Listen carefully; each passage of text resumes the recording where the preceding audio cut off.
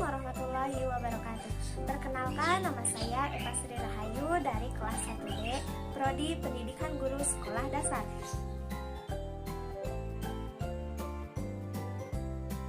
Saya akan menjelaskan tentang landasan-landasan pendidikan. Terlebih dahulu, kita harus tahu apa itu pendidikan.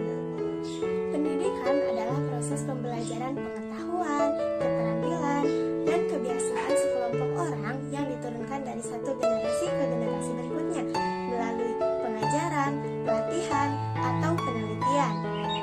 Sedangkan landasan pendidikan adalah tumpuan, dasar, atau asas konseptual yang menyeluruhi pendidikan secara keseluruhan. Jenis-jenis landasan pendidikan ada 5. Yang pertama, landasan filosofis.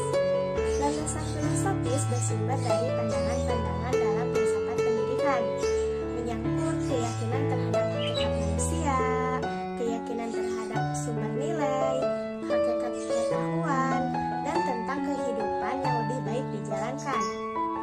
Aliran filsafat yang kita kenal sampai saat ini yaitu idealisme, realisme, perennialisme, esensialisme, pragmatisme, progresivisme, dan eksistensialisme. Yang kedua, landasan sosiologis, yaitu berkenaan dengan perkembangan, kebutuhan, dan karakteristik masyarakat. Sosiologi pendidikan merupakan analisis ilmiah tentang proses sosial dan pola-pola interaksi sosial di dalam sistem pendidikan. Adapun ruang lingkup yang dipelajari oleh sosiologi pendidikan, yaitu meliputi 4 bidang. Yang pertama, hubungan sistem pendidikan dengan aspek masyarakat lain. Yang kedua, hubungan kemanusiaan. Yang ketiga, pengaruh sekolah pada perilaku anggotanya. Dan yang keempat, sekolah dalam komunitas yang mempelajari pola interaksi antara sekolah dengan kelompok sosial lain di dalam komunitasnya. Yang ketiga, landasan kultural. Kebudayaan dan pendidikan memiliki hubungan timbal balik, sehingga kebudayaan dapat dilestarikan atau dikembangkan dengan mewariskan kebudayaan tersebut dari generasi ke generasi penerus melalui pendidikan, baik secara formal maupun informal. Yang keempat, landasan psikologis. Psikologis adalah ilmu jiwa, yakni ilmu yang mempelajari tentang jiwa manusia. Landasan psikologis pendidikan harus mempertimbangkan aspek psikologis peserta didik. Peserta didik harus dianggap sebagai subjek pendidikan yang akan berkembang sesuai dengan tingkatan pertumbuhan dan perkembangan mereka. Sebagaimana Al-Ghazali dan Al-Jarmoji menyarankan agar guru mengetahui tabiat anak didik dari sisi kejiwaannya. Yang terakhir yaitu landasan ilmiah dan teknologi. Kebutuhan pendidikan yang mendesak cenderung memaksa tenaga pendidik untuk mengadopsi teknologi dari berbagai teknologi ke dalam penyelenggaraan pendidikan. Pendidikan yang berkaitan erat dengan proses penyaluran pengetahuan harus mendapat perhatian yang proporsional dalam bahan ajaran. Dengan demikian, pendidikan tidak hanya berperan dalam pewarisan ITEK saja, akan tetapi juga ikut menyiapkan manusia yang sadar ITEK dan calon pakar ITEK itu. Selanjutnya, pendidikan akan dapat mewujudkan fungsinya dalam pelestarian dan pengembangan ITEK tersebut. Adapun asas-asas pendidikan. Asas pendidikan merupakan suatu kebenaran yang menjadi dasar atau tumpukan berpikir, baik tahap perancangan maupun pelaksanaan pendidikan. Di Indonesia terdapat beberapa asas dalam pendidikan. Yang pertama yaitu Tuturi Handayani. Tuturi Handayani merupakan inti dari sistem ambang perguruan yang dikemukakan oleh Ki Hajar Dewantara.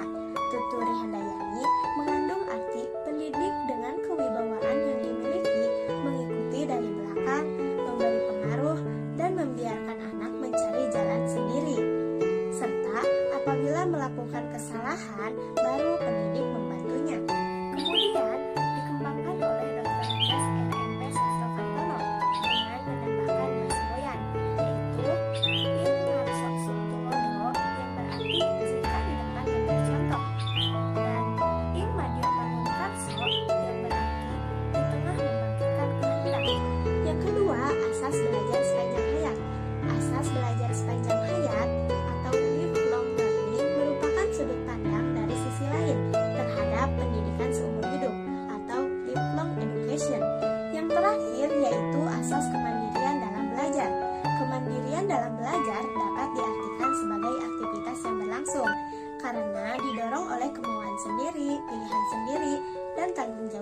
mandiri.